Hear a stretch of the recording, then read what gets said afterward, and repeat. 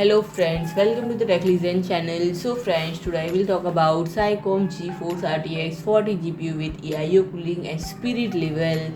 So friend, a Sycom GPU is equipped with a nearly identical cooler to the MANLI Gallardo. In fact, it even has same logo on the fan, and friend, it's the same cooler with built-in spirit level, just like a MANLI card. And friend, this model also comes with a VGA support bracket. And friend, what Sycom has done to this card is quite interesting.